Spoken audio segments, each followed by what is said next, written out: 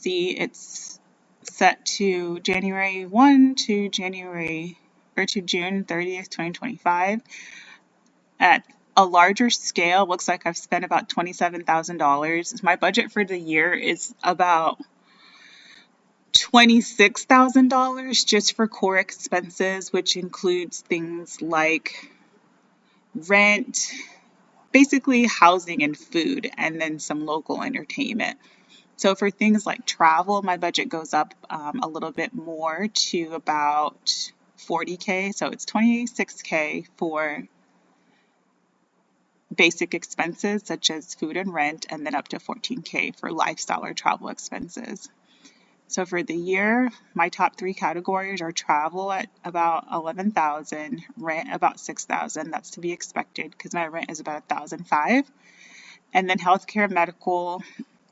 This is because I had to pay, once I left work in April of this year, I had to pay for some health insurance premiums, and then rounding it out is money I send to my family back home.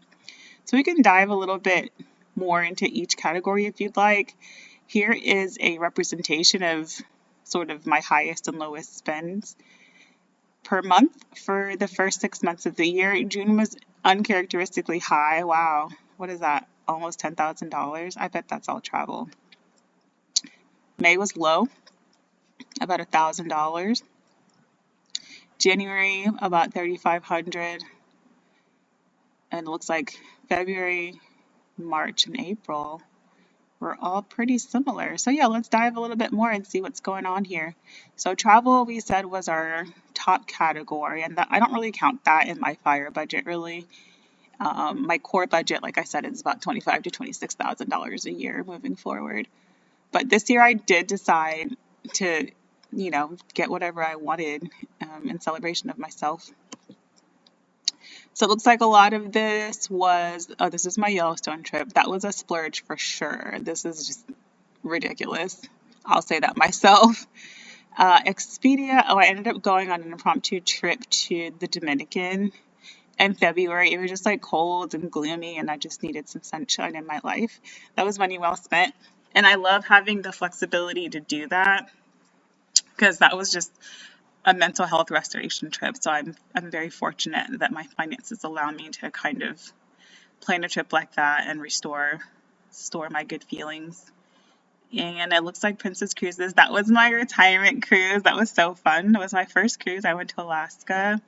Carnival Cruise Line. I believe this is a cruise that I paid for and then ended up canceling. Southwest.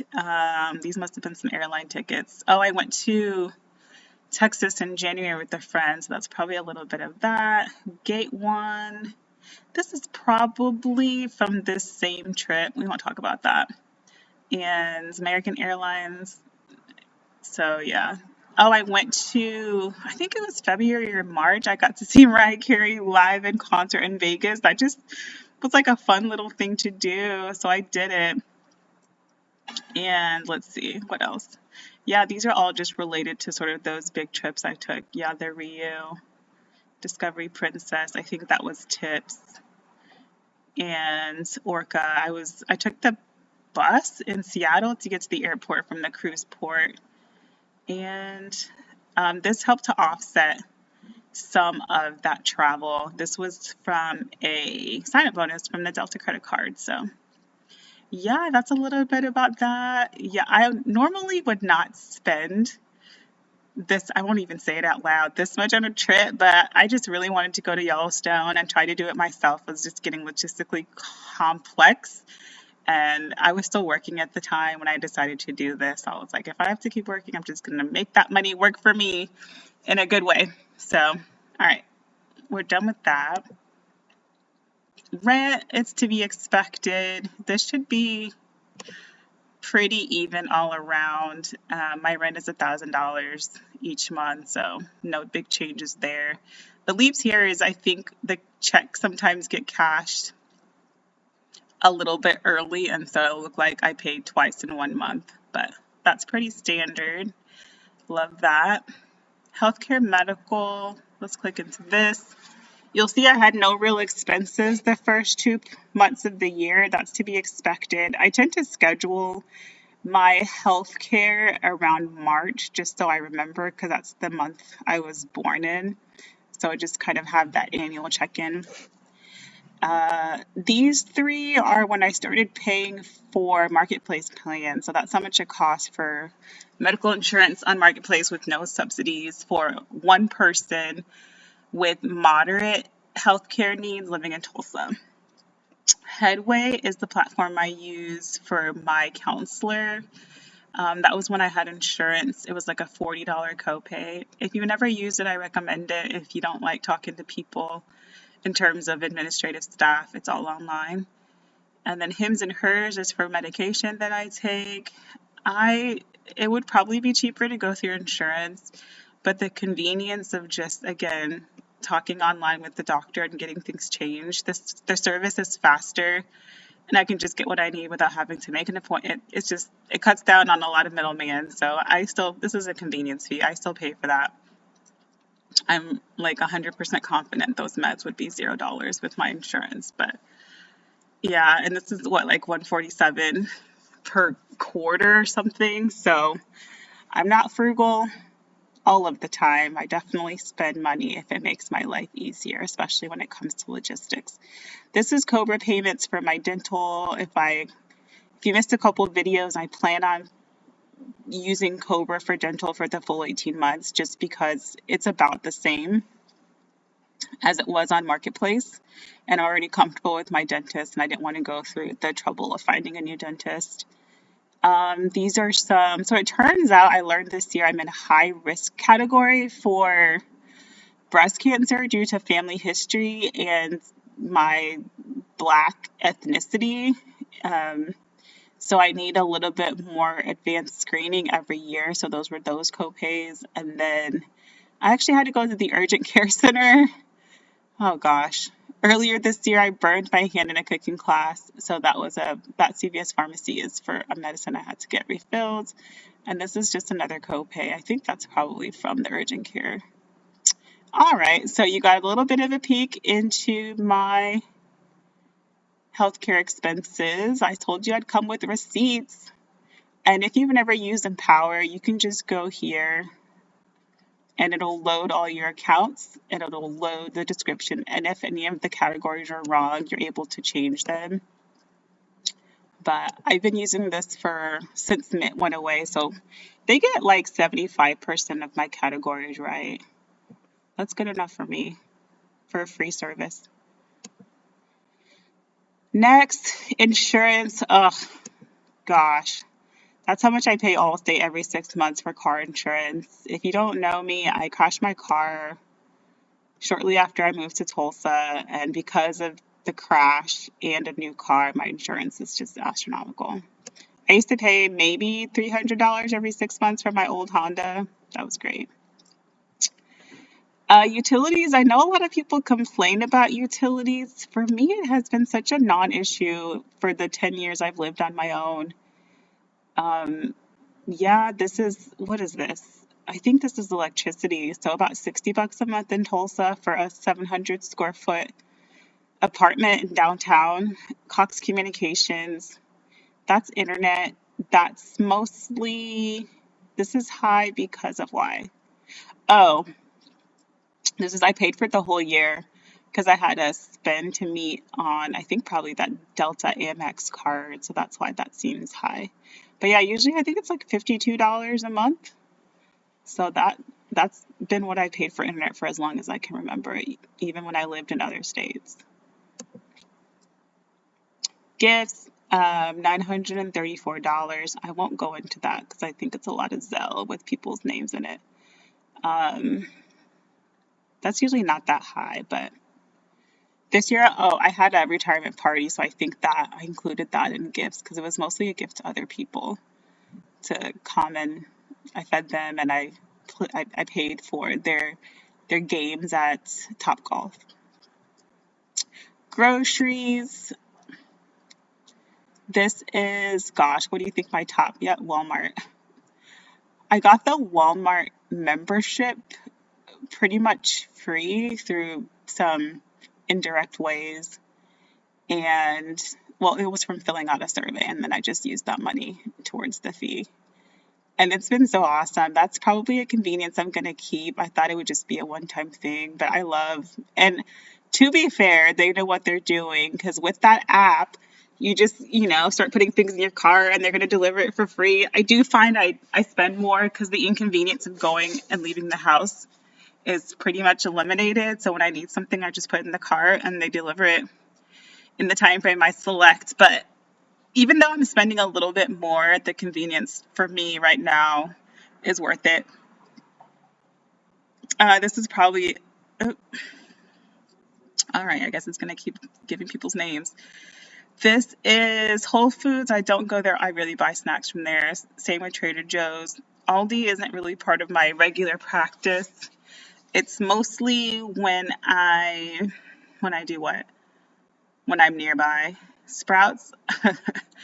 If you've never tried the Trader Joe's, what is it, like Moose Munch or Christmas Munch or Chocolate Munch? I don't know. It's this special, like, chocolate covered tin of goodness that they have around the holidays. But I looked up the ingredients and decided to kind of make my own. So that was a trip to Sprouts. I think that was the price for like 2 things of chocolate covered pretzels. Ugh.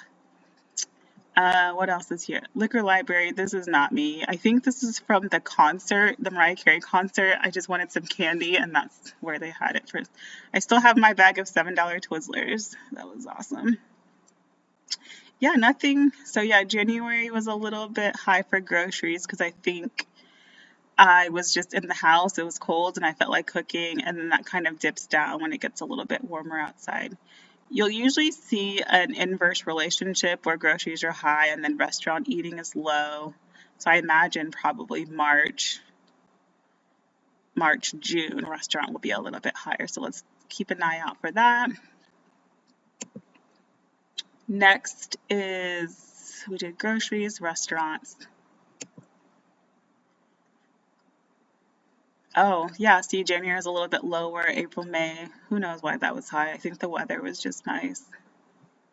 Oh, Swig. Swig came to Tulsa, and if you ever watched that Secret Lives of Mormon Wives, that's just something celebratory we'll do when we watch that show. All right, so my top spending for restaurants is Popeyes. Wow, that's surprising. I only just discovered I think I've only been there like 5 or 6 times. That's funny. Chipotle. I usually just get like a burrito or tacos. China Walk is our neighborhood Chinese buffet. It's pretty good. Outback is good. And then just a bunch of random stuff. Chick-fil-A, Blaze.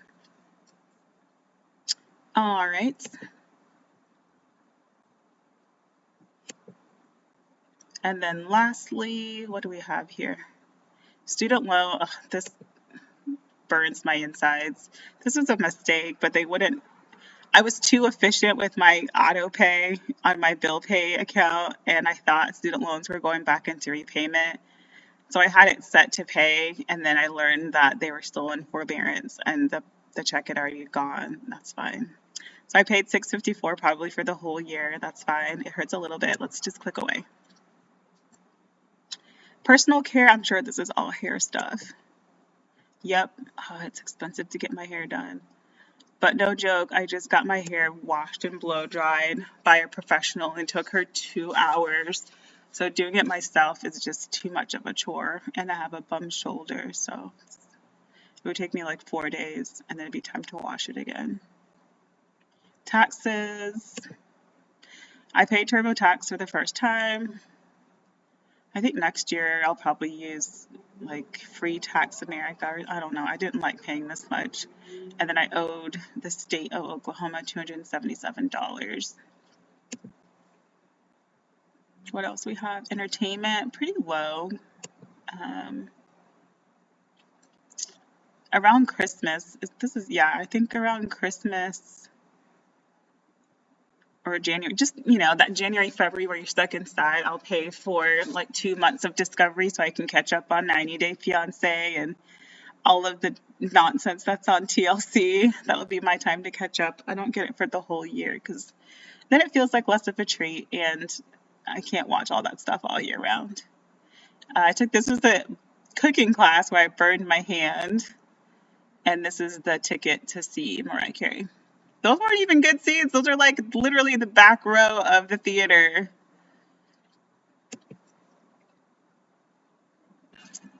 And gas, I don't spend that much on gas. Yeah. I guess I've only filled up, I don't know, how many trips is that? I only filled up 4 times in 6 months. Can you imagine? I don't go out much.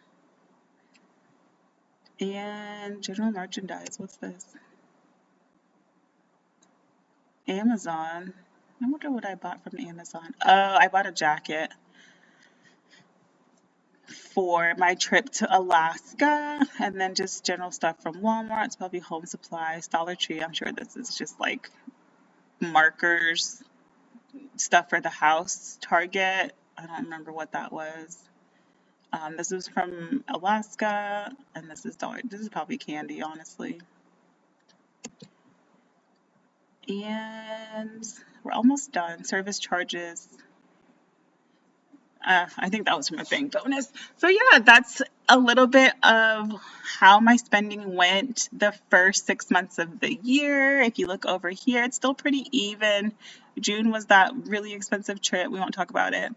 That's why I actually did summer camp to help offset that, but that didn't work out. That's fine though, because I budgeted for it. I had the money for it. It's just a lot to spend. But then I actually was talking to one of my personal colleagues, and we just kind of reminded each other of this is why we save, is to be able to spend. Because I was fearing like, oh my gosh, now that I don't have a job, am I suddenly becoming a spendy person? And it's like, well, if you can spend within the guardrails of what you've assigned to that category. So that helped me to blow that dough.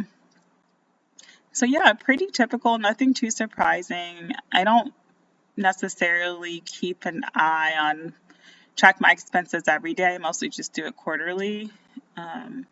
1, to catch mistakes. 2, I'm pretty auto set it and forget it. So it's not like if I don't do it, my spending is going to go off the rails. Part of me kind of enjoys it. I like data. I like tracking. So yeah, I like seeing other people's expenses just because you're just curious how people manage their money. So I just thought I'd share. Hopefully that's helpful, inspirational. If you have questions about any of my money management systems, I literally could talk about it forever. So feel free to ask.